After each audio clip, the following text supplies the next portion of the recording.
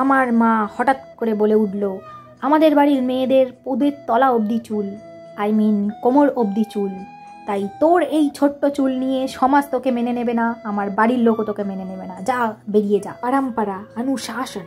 তাই আমি ঘর দিয়ে না বেরিয়ে গিয়ে ঘরের বাতি জ্বালালাম, দিমাগ কি বাতি জ্বালালাম, ভাবলাম কি করে চুল বড় করা যায়। তাই চট করে গাছ দিয়ে তুলে নিয়ে এলাম অ্যালোভেরা। না, পুরো অ্যালোভেরা গাছটাই তো তুলে নিয়ে এলাম, কারণ অ্যালোভেরার মধ্যে আছে শিগনি, অ্যালোভেরা জেল। তারপর দিয়ে দিলাম পটল কাকুর দোকানের ডিম। পটল কাকুর দোকানের ডিমগুলো এত ছোট কেন? হ্যাঁ, দায়া পাতা লাগাও। তারপর দিয়ে দেব তেল। এই তেল যে সে তেল না, আমার মা আমাকে রোজ স্নান করতে যা, খেতে যা বলে যে তেল দেয়, সেই তেলটা আমি জমা করে রেখেছি মাথায় মাখবো বলে। তারপর গ্রাইন্ডারটা বন্ধ করে নিয়ে এইভাবে দড়ি টেনে টেনে পিষে নিতে হবে পুরোটা।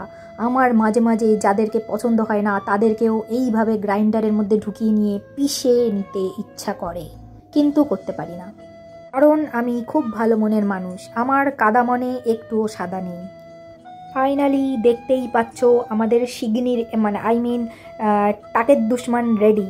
এই যে টাকের দুশমানটা দেখতেই পাচ্ছ, আমার বোন অর্ধেক মেখে ফেলেছে, কারণ আমি ওকে বলেছিলাম তুই আগে মাখ, যদি তোর টাকের চুল বেঁচে থাকে তারপর আমি আমার নিজের টাকে লাগাবো।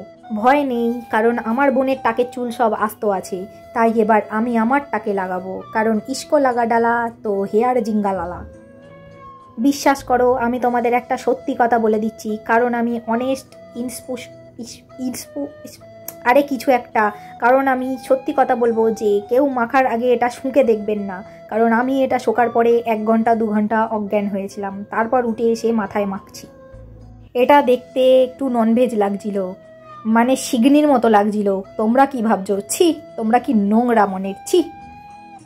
ভুল করে এটা মাথায় মাখার সময় অন্য কোথাও লাগিয়ে ফেলবেন না, কারণ আমি আমার বোনের বগলে লাগিয়ে দিয়েছিলাম, দেখছিলাম যে কাজ করে কিনা, তার বগলের চুলে এখন খোপা বাঁধা যায়। আমার মাখা কমপ্লিট, যাই শ্যাম্পু ধার করতে যাই। শ্যাম্পু ধার করে শ্যাম্পু মেখে চলে এসেছি, এবারে যাই ছাদে গিয়ে চুল শুকিয়ে আসি। ছাদের ফুরফুরে হাওয়ায় আর রোদ্দুরে চুল শুকনো করে এসে তোমাদেরকে দেখাচ্ছি। দেখতেই পাচ্ছ আমার চুল আগের থেকে এখন কতটা সুন্দর সিল্কি ঝরঝরে হয়ে গিয়েছে। আমার বানানো টাকের দুশমান